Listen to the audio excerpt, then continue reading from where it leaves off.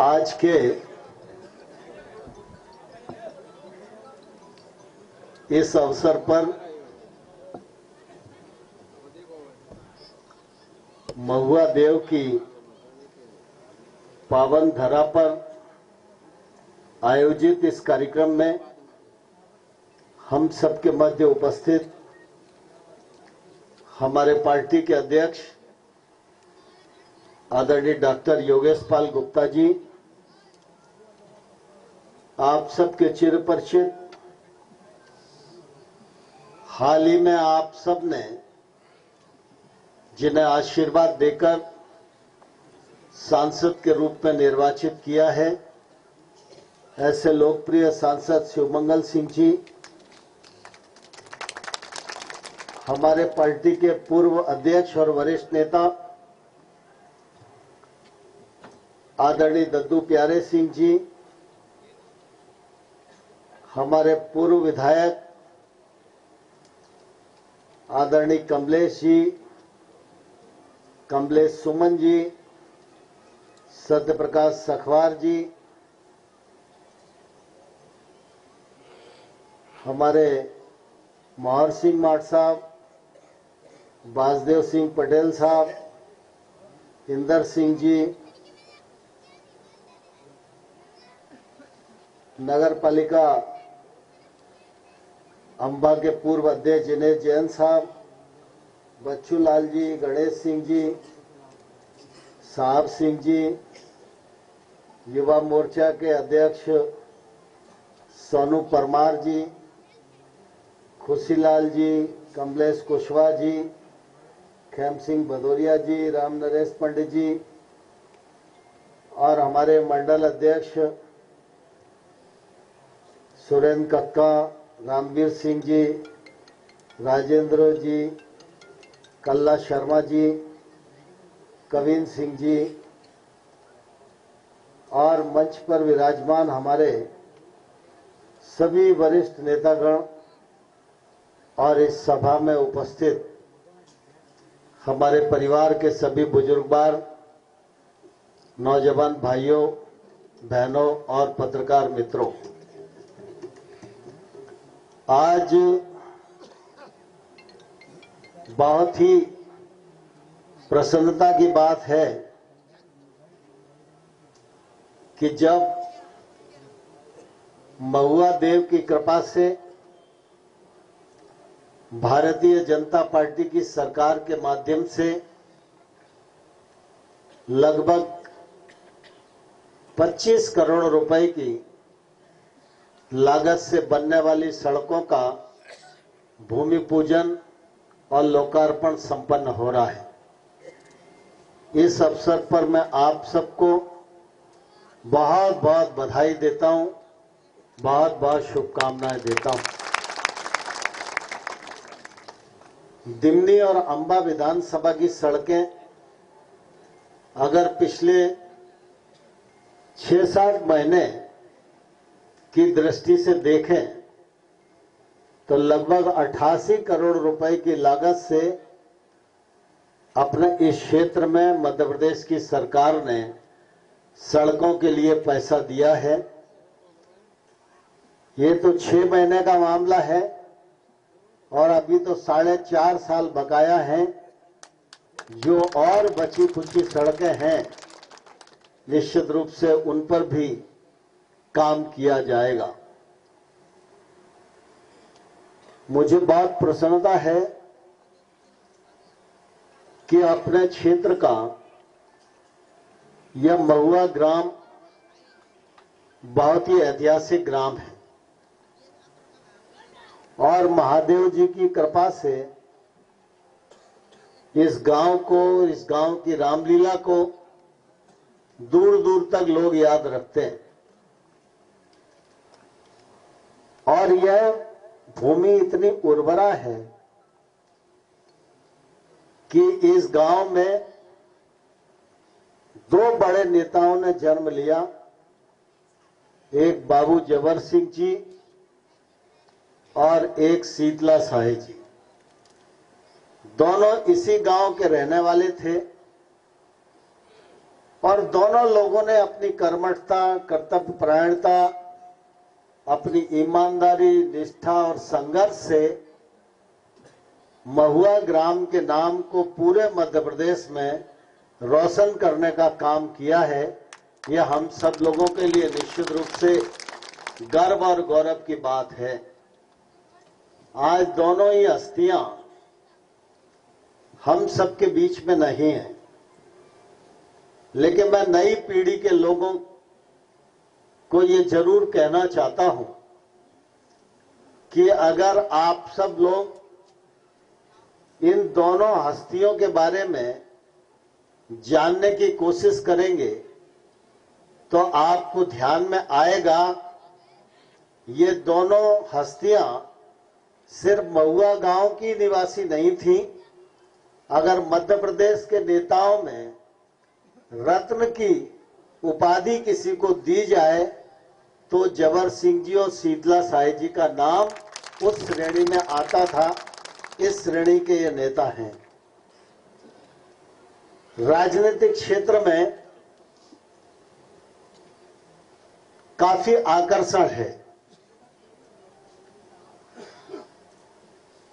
Power भी है, शोहरत भी है, जय जयकार भी है,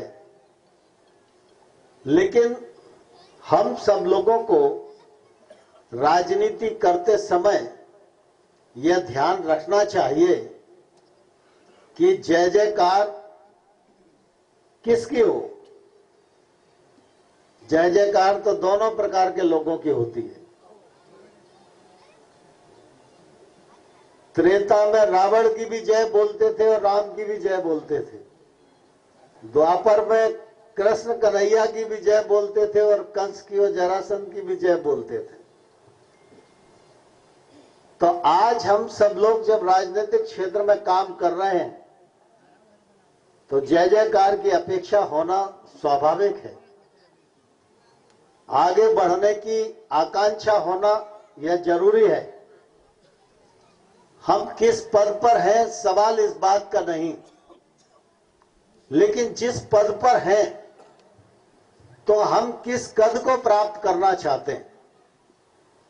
क्या बाबू जबर सिंह के बताए हुए रास्ते पर चलना चाहते हैं? क्या शीतला साई जी के बताए हुए रास्ते पर चलना चाहते हैं, या फिर उन लोगों के रास्ते पर चलना चाहते हैं जो आदमी तो हैं लेकिन सिर्फ पशुवत जीवन व्यतीत कर रहे हैं? ये विशेष रूप से राजनीति में काम करने वाले जो नौजवान हैं उन सब के लिए ये दोनों व्यक्तित्व निश्चित रूप से प्रेरणा का स्रोत है।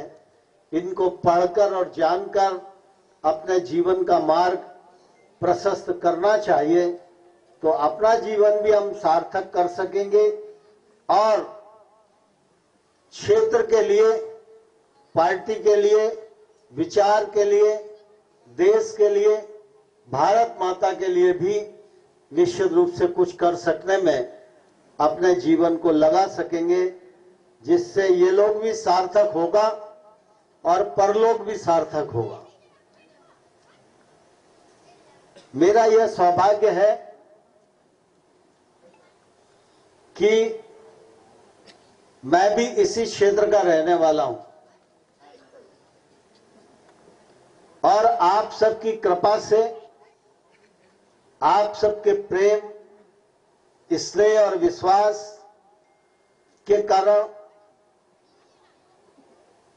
और अपने पूर्वजों की तपस्या से मुझे भी देश भर में जाने का मौका मिला। दुनिया में कहीं भी घूमे आओ, लेकिन अपनी धरती अपनी ही धरती होती है। भगवान राम ने भी कहा कि अपनी जन्मभूमि ये स्वर्ग से भी महान है। तो काशी हो, अयोध्या जी हो, मथुरा हो, तिरुपति बालाजी हो, त्र्यंबकेश्वर जी हो, कहीं भी घूम आओ, लेकिन अच्छा वहीं लगेगा जहां आपका नरा गड़ा हुआ है, जो आपकी पैतृक भूमि है। और इसलिए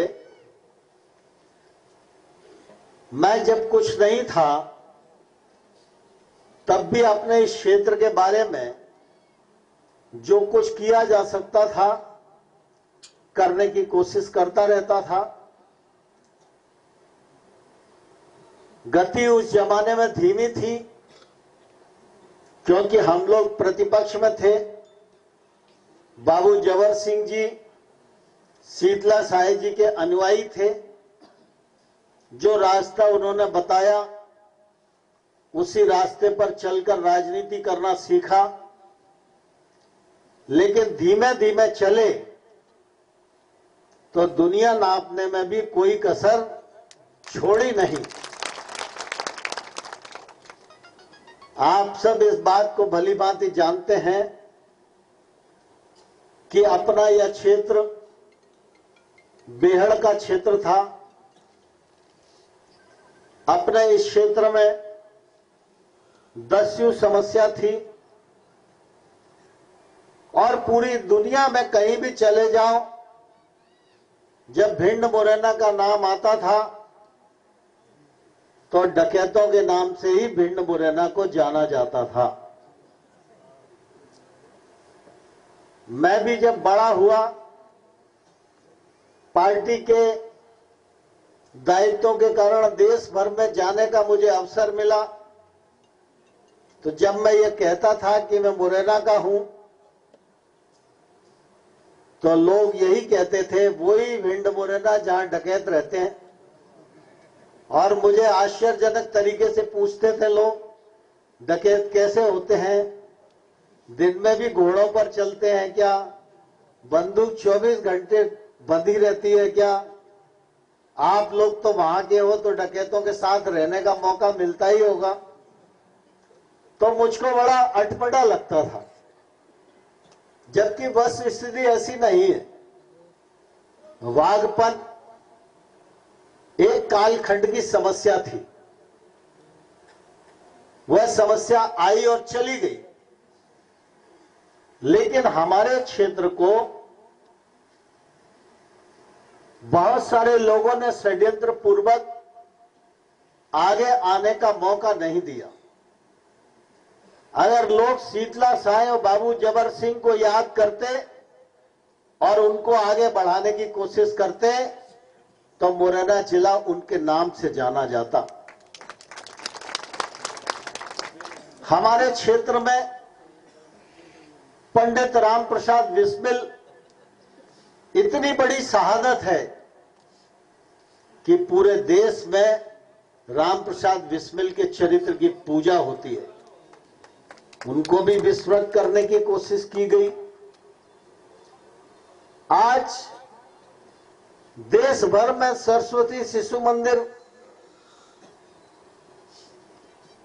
ने सामान्य फीस लेकर शिक्षा के क्षेत्र का चित्र ही बदल दिया। उस पूरे संगठन को चलाने वाले लज्जाराम सिंह तोमर भी हमारी तहसील के थे, लेकिन उनके नाम को भी लोगों ने ओझल करने की कोशिश की। पहला विश्व युद्ध हो, दूसरा विश्व युद्ध हो,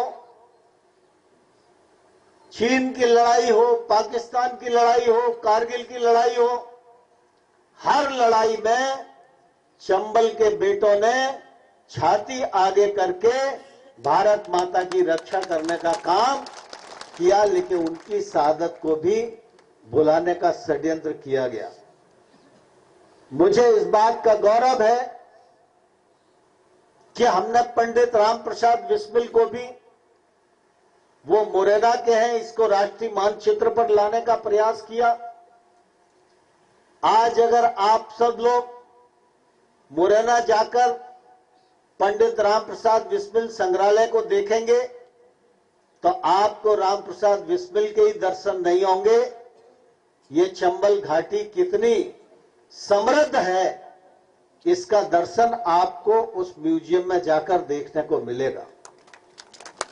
लेकिन हमारे यहाँ पुरानी एक कहावत है, घर का जोगी जोगना और आन गांव का सिद्ध। तो इसलिए मुरैना में रहने वाला व्यक्ति भी ठीक से मुरैना को नहीं जानता। मुरैना में रहने वाला व्यक्ति भी मुरैना की अपनी विरासत पर गौरव का अनुभव नहीं करता। आज अगर हम शिरडी जाकर शिरडी के साईं बाबा के दर्शन करते हैं, लेकिन अगर इस क्षेत्र में दस्यु समस्या नहीं होती तो हमारे नागाजी महाराज साईं बाबा से कमजोर सिद्ध नहीं होते। लेकिन योजना पूर्वक भुलाने की कोशिश की गई। हम लोगों ने शहीद स्मारक बना के मुरैना में पूरे देश को यह संदेश देने की कोशिश की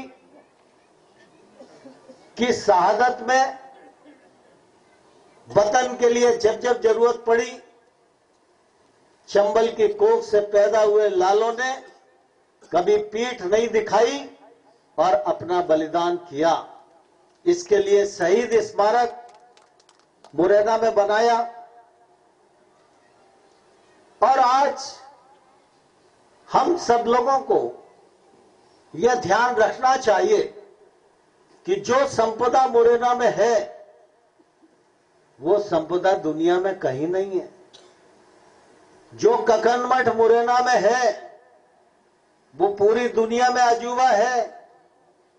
जो मितावली मुरैना में है वो पूरी दुनिया में अजूबी है। जो ईश्वरा महादेव का मंदिर है वो अपने आप में अजूबा है। जो त्रेता युग का शनिदेव का मंदिर है अपने आप में अजूबा है। जो बटेश्वरा महादेव की श्रृंखला है वो अपने आप में अजूबी है। और संतों की तो इस चंबल की गोद में कमी ही नहीं है। नागा जी से शुरू हो जाओ, फिर चाहे लोतनदास महाराज हो, चाहे माखनदास महाराज हो, चाहे ऋषि महाराज हो, चाहे जयराम दास बाबा हो, चाहे रतनदास जी हो, चाहे रामदास जी महाराज हो, चाहे मुंगावली वाले हो, चाहे धौरड बाबा हो, ये ऐसे सिद्ध संत हुए हैं कि जिनके एक स्पर्श मात्र से व्यक्ति का जीवन बदल सकता है। यह हमारी धरती की ताकत है। लेकिन सौभाग्य से हम सब लोगों को अपनी इन अच्छाइयों को लोगों के सामने आने का अवसर मिल नहीं सका। लेकिन मुझे इस बात का गौरव है जब आप सब लोगों ने मुझे अवसर दिया और मुझे देश भर में जाने का अवसर मिला, तो मुरैना की हर चीज को दुनिया में अच्छाई के रूप में परोसने का काम मैं कर सका। इसको मैं अपने जीवन की सार्थकता मानता हूं। और आज धीरे धीरे दस्यु समस्या लोप हो गई है। आज मुरैना को इंडस्ट्री के बारे में जाना जाता है। मुरैना को सरसों की खेती के बारे में जाना जाता है। संतों की तपस्या के बारे में जाना जाता है। और मुरैना को आपके बेटे नरेंद्र सिंह तोमर के नाम से भी जाना जाता है। हम राजनीतिक क्षेत्र में काम करने वाले लोग हैं। राजनीति के मायने सिर्फ दो ही हैं, एक विकास और एक जनकल्याण। सामान्य तौर पर बाकी तो हम सब लोगों को ईश्वर ने मृत्यु लोक में पैदा किया है।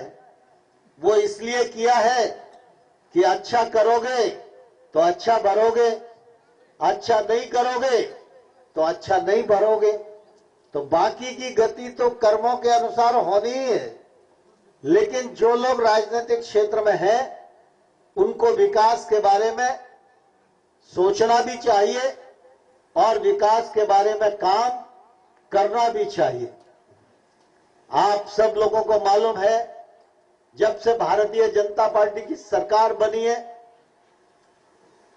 अभी शिवमंगल जी कह रहे थे कि 2003 से पहले काली सड़क के दर्शन भी नहीं होते थे क्षेत्र में।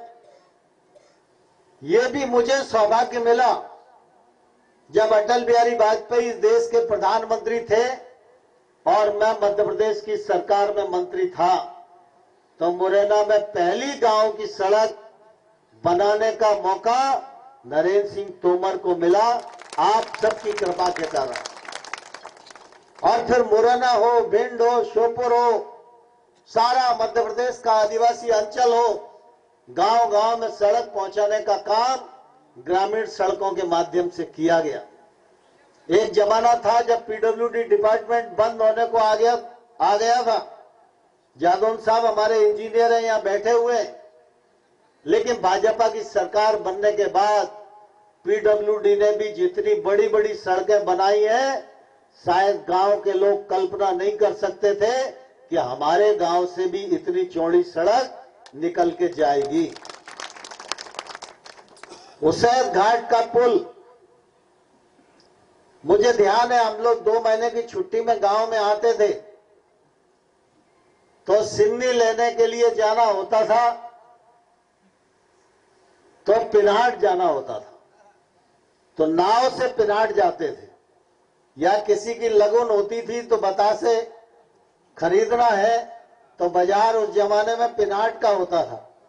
तब से लोग कहते थे कि पिनाट का पुल बनना चाहिए।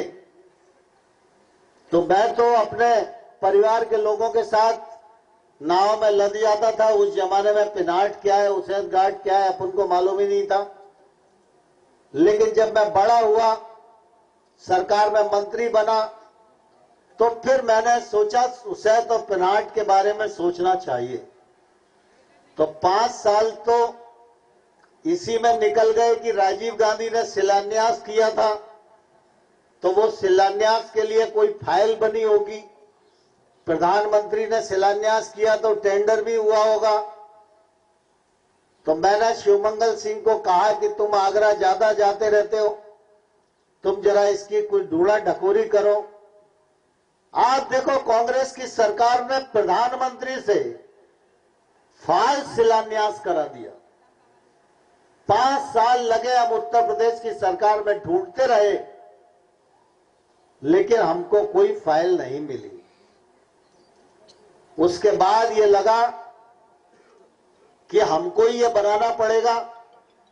फिर मध्य प्रदेश की सरकार से पैसा मंजूर कराया और कुछ ही दिनों में उसैद और पिनाट का पुल बन जाएगा।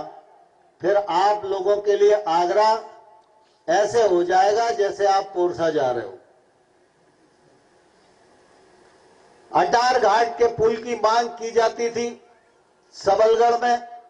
आज अटार घाट का पुल बनके तैयार हो गया है।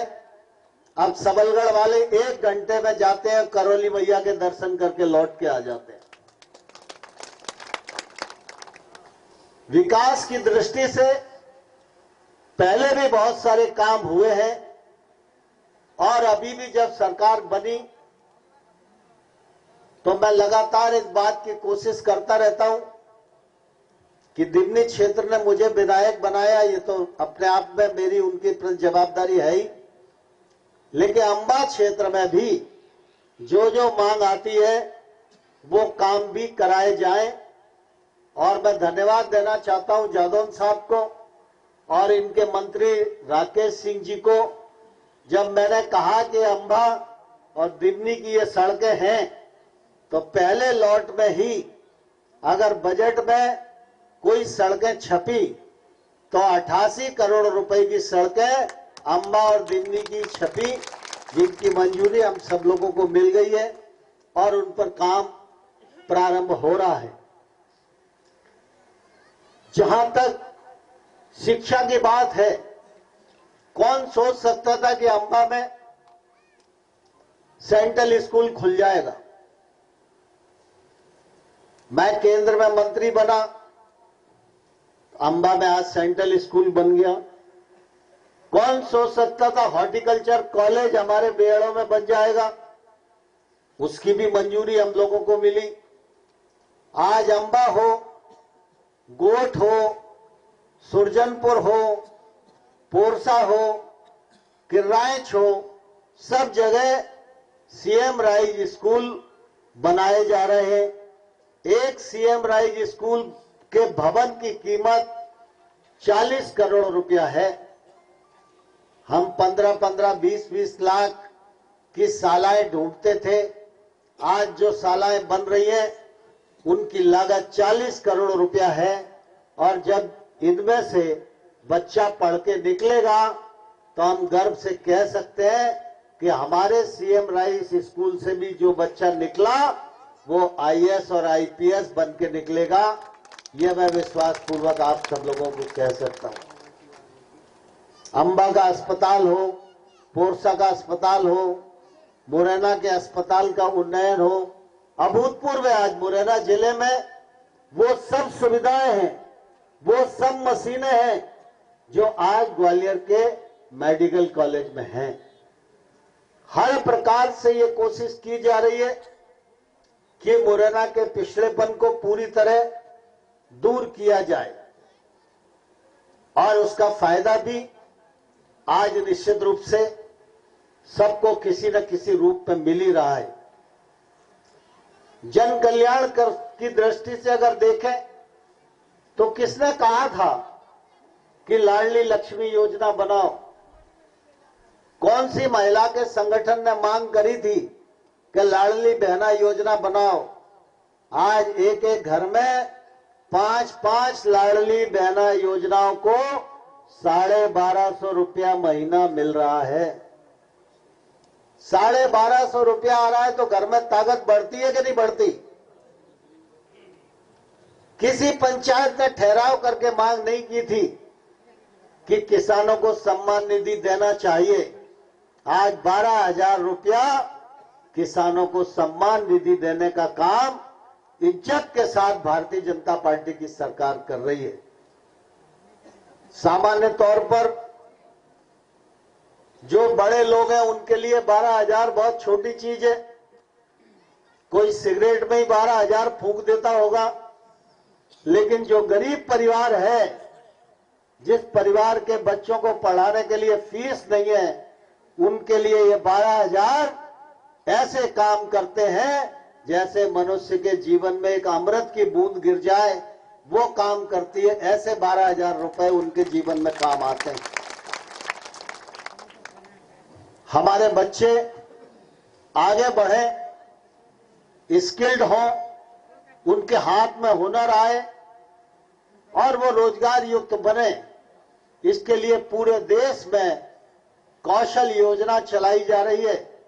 क्योंकि हम सब जानते हैं हर आदमी को सरकारी नौकरी नहीं मिल सकती, हर आदमी को कारखाने में भी नौकरी नहीं मिल सकती।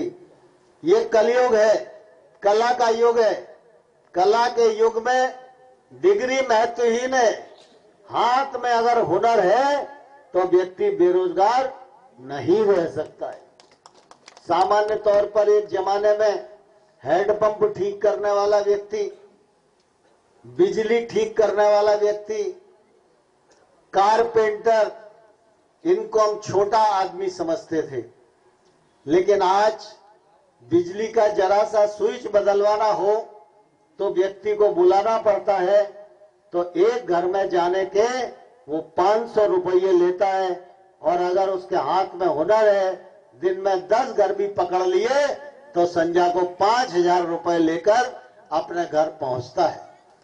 इसलिए हम सब लोगों को यह भी कोशिश करनी चाहिए कि अपनी खेती को उन्नत खेती के रूप में तब्दील करें, सरकार की योजनाओं का लाभ लें और अपने बच्चों को अच्छी तालीम दें,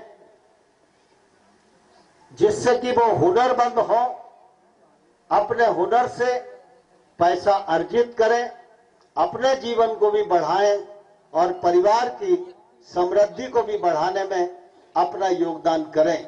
आज 25 करोड़ की सड़कों के शिलान्यास के अवसर पर मैं आप सबको पुनः एक बार बहुत बधाई देता हूं। और साथ ही साथ दीपावली का त्योहार भी हमारे सामने आ रहा है।